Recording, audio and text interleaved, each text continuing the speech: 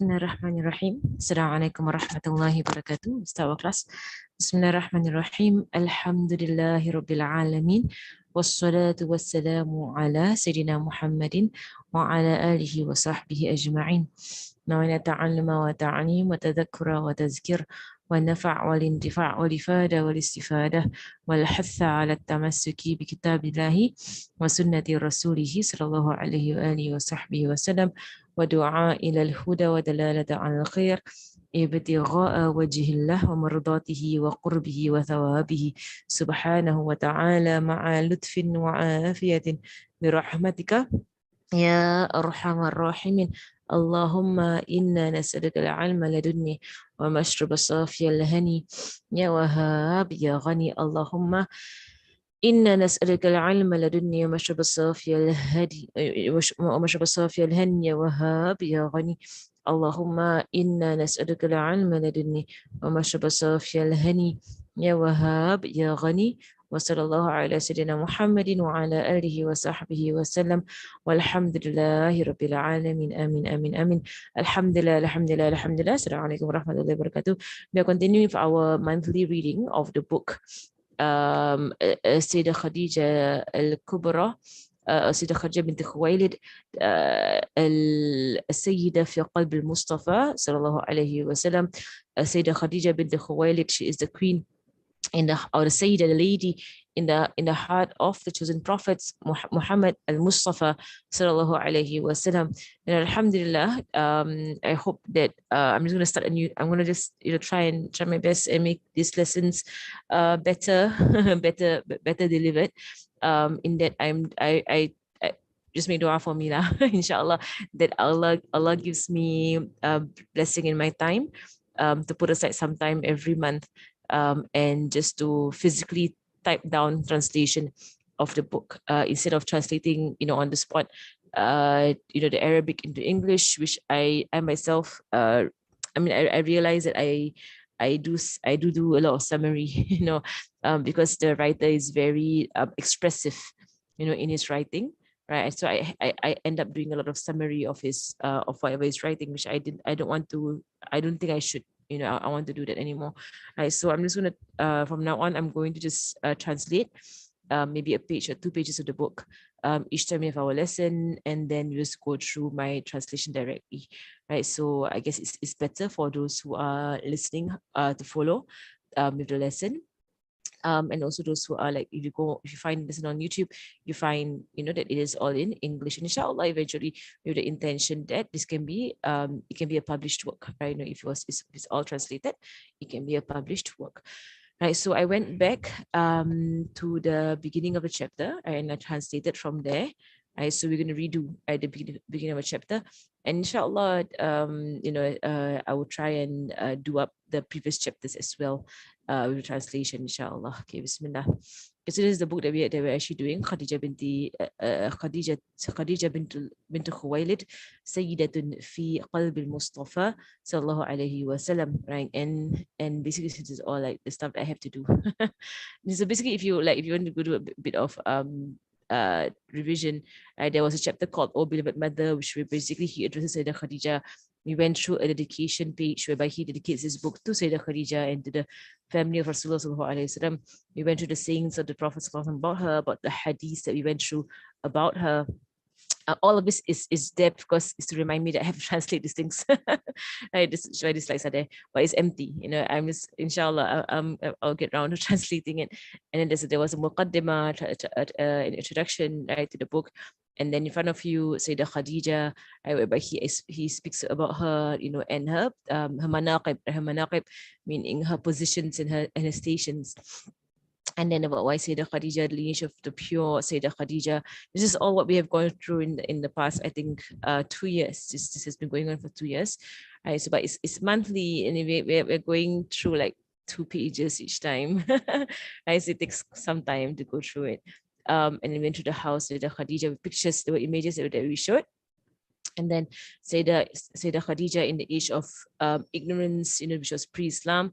And Sayyidah Khadija was one of the Hunafa, right? Those who are upright on the path of Nabi Ibrahim alayhi salam, right? So now this is our lesson for today, which is basically the blessed marriage, right? So this is where we are, where we left off. I'm going to redo the chapter. I'm going to go from the beginning of the chapter and just basically read through the translation that I have written here, right? So inshallah, inshallah.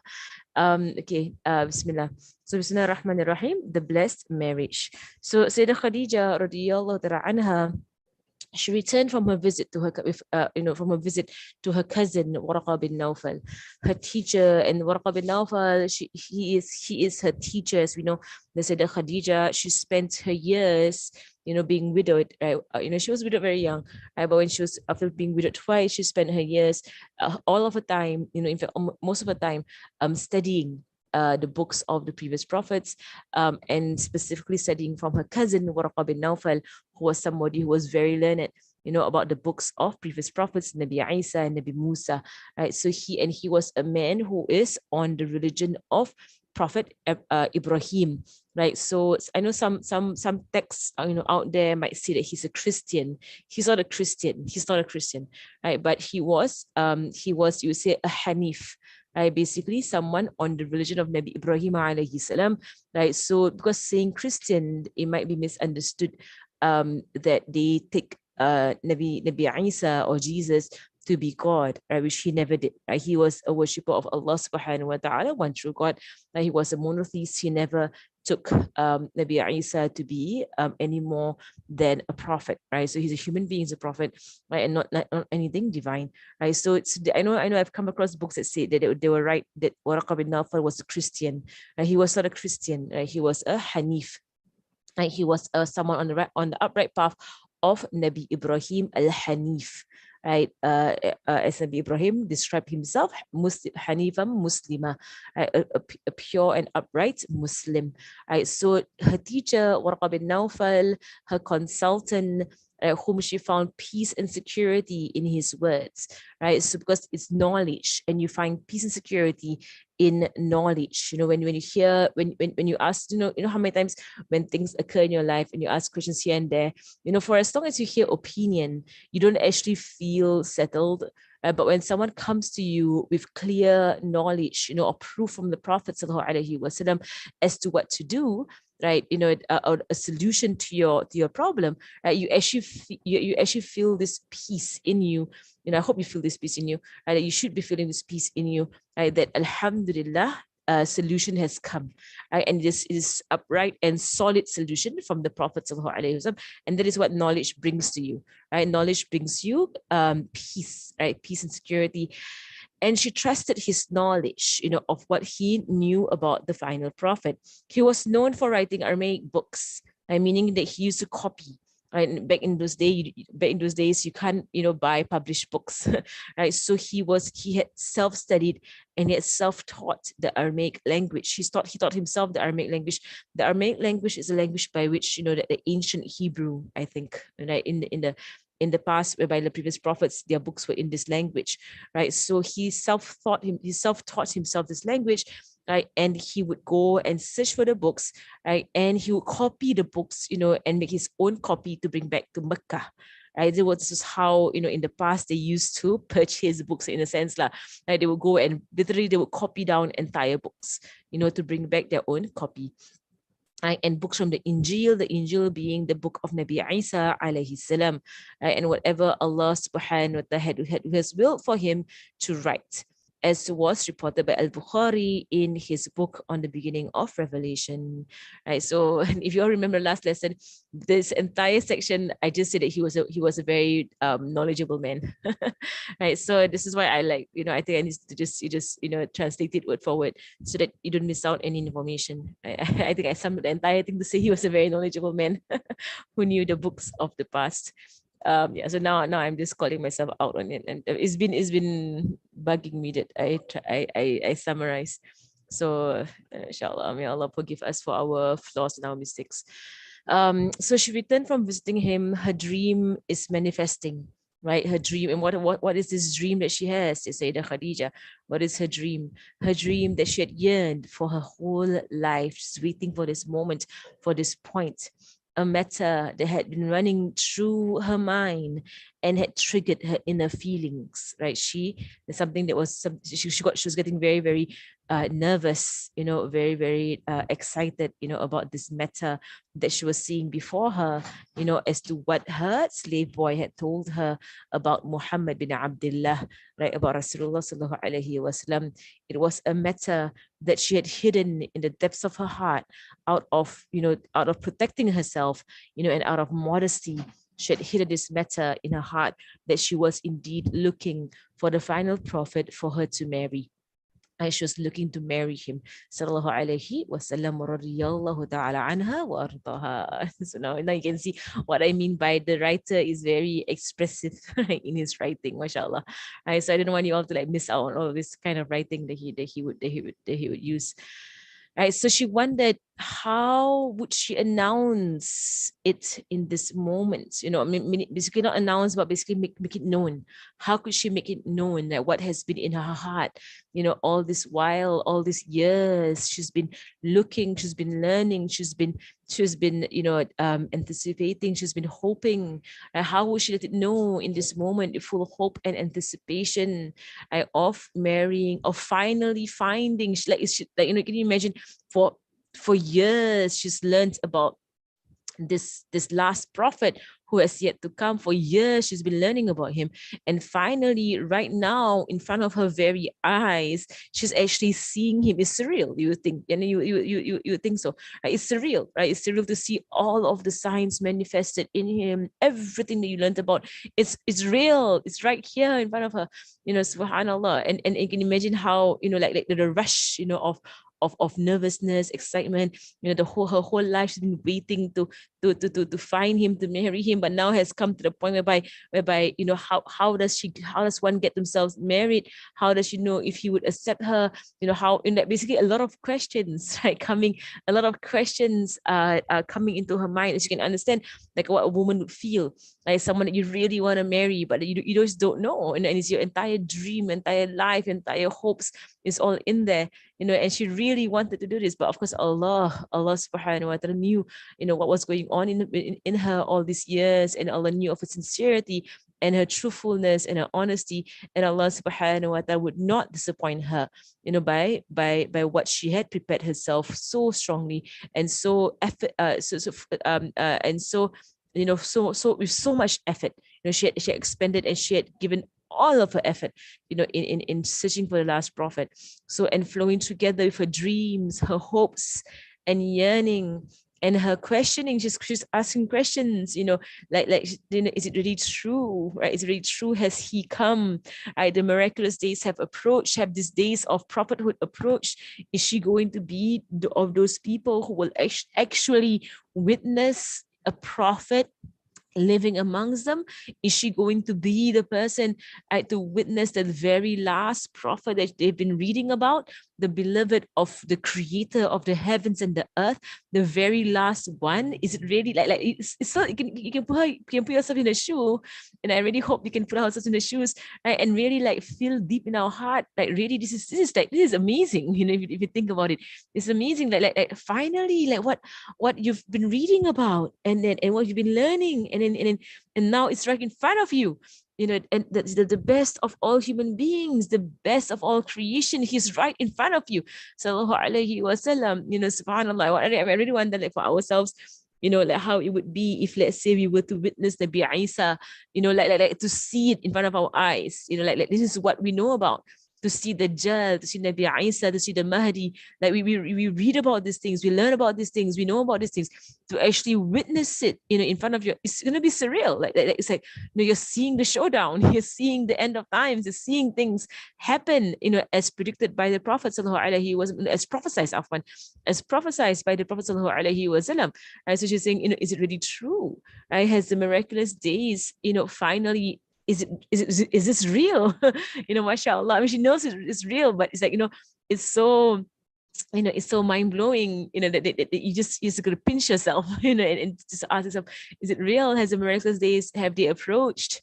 Right? Has the fruits of all eras, with the passage of time, it has ripened now? The time for harvest, that time for harvest had come, meaning that all of this, that what has happened in history is now coming to this one moment of the manifestation of the final prophet. Oh, how blissful life is or will be if this dream were to come true. Like her dream of finding the prophet, her dream of believing in the prophet, her dream of being the wife of the prophet, her dream of supporting the prophet, her dream of being of being the one, right, to be with the prophet throughout, in this blessed bride. And this blessed bride for the noble prophet were to live this dream that she has been keeping inside of her all this while. Subhanallah, mashallah. Mashallah. If subhanallah, can imagine, what's going on inside of her, that she's seeing this happening in front of her. Like, will her dream come true? Because she's been looking for it. There is no confirmation, there is no guarantee for her that she will actually marry him. There could be a rejection. Right? She doesn't know. Right? She doesn't know if will he actually marry her. She's much older than him.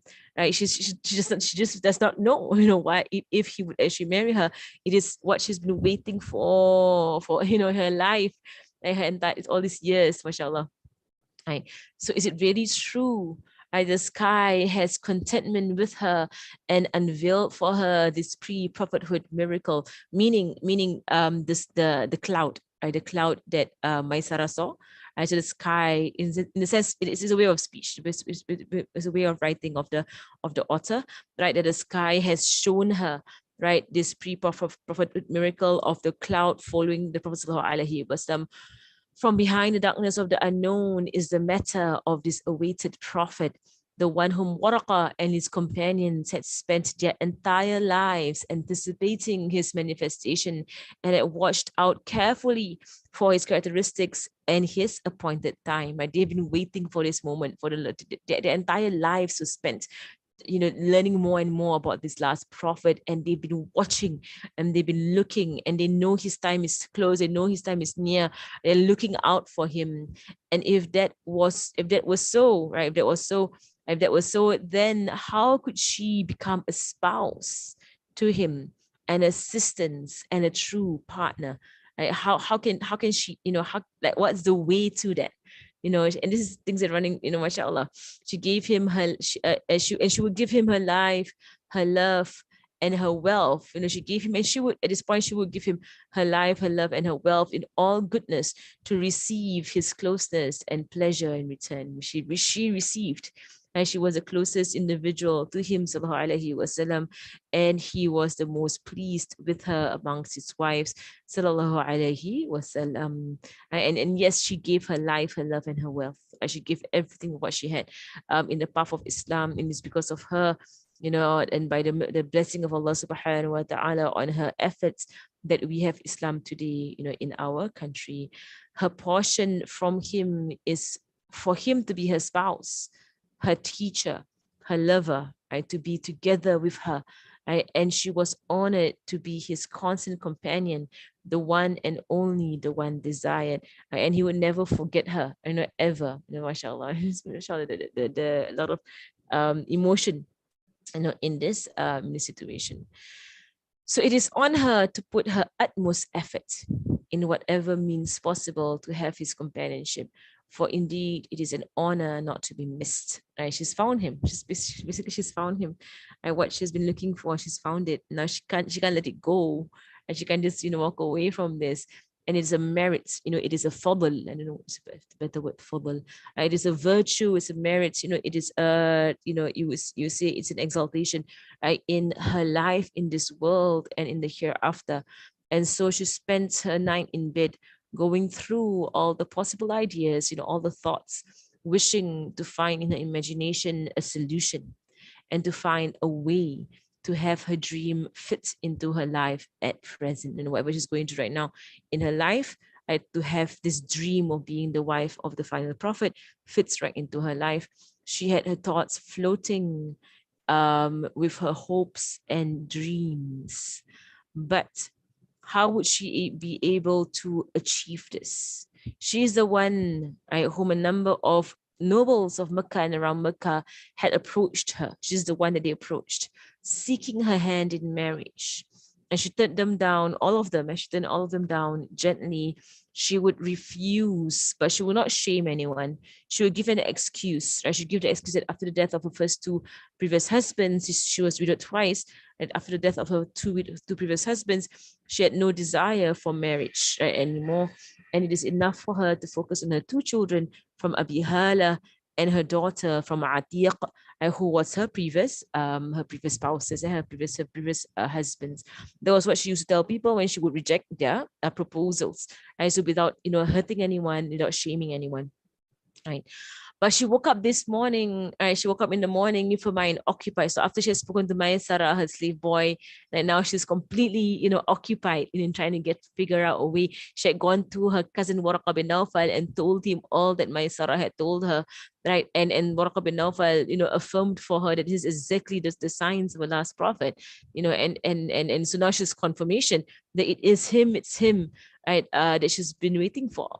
Right? So she woke up in the morning with her mind occupied, looking bothered as she was thinking about the matter and swimming with her dreams. And she was just going through her dreams. She was figuring out the matter that has reached her, the matter that she had been hoping for, if only she could find a way to reach what she wanted.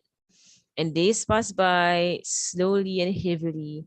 So while she was in this state, Sayyidah Khadija radiallahu anha, of being occupied or preoccupied with her thoughts and concerns, she attracted the observant eye of one of intellect, someone who was sharp and observant. This observant eye knew that deep inside her, she was occupied by something she was not able to express to others. This eye was the eye of a close confidant, Nafisa binti Manbah, there's a name, who very quickly, when she saw that Sayyidah Khadija was very much, occupied by something, something was really bothering her. She quickly asked her what was bothering her out of compassion and concern, for her friend. Now, inshallah. Okay, and then out of compassion and concern for her friend, and then it would lead us to the conversation between Sayyidah Khadija and Nafisa, which eventually will lead us to the marriage. Right, it will lead us to the marriage of Sayyidah Khadija with Rasulullah sallallahu alaihi wasallam. Actually, only translated up to here. Right, so I'm gonna try and do more next time. I think I did too little. I think I did only 3 slides or 4 slides. Right, but I think next time I'll do more lah. Maybe I can do about 10 slides or something, a bit more. Because it's just about to go into the conversation between her and Nafisa. Right, but then and then I stop here. MashaAllah. Okay lah, I apologize for doing that. But inshallah, I will just make sure that I do more lah. Forgive me for the shortcoming. I did it this morning. I was just thinking to myself, should just type it out lah. And then at least you have like a book compiled, rather than me just translating it verbally, right? Then it's not like really something that can be worked with. Right, so something that can be worked with is better. Then you can actually spread it, and then it appears that if I share it on YouTube, all the slides appear. It's better lah. Okay, Alhamdulillah. That was a very short lesson. Actually, these lessons are actually half an hour. They're not supposed to be more than half an hour, but it's 26 minutes. Right, so inshallah, we will stop there for today. وصلى الله على سيدنا محمد وعلى آله وصحبه وسلم والحمد لله رب العالمين. Inshallah, the next lesson I will translate more. Inshallah, make dua for me that Allah gives me barakah in my time. سبحانك اللهم وبحمدك نشهد أن لا إله إلا أنت نستغفرك ونتوب إليك. Just a heads up, it used to be 11 minutes. Yeah, it used to be. Yeah, actually this lesson used to be 11 or 15 minutes. I used to just do like 10 minutes of lesson. Then now it's like half an hour. Then now I think it's too little. But anyway, just as a heads up, tomorrow we will have our normal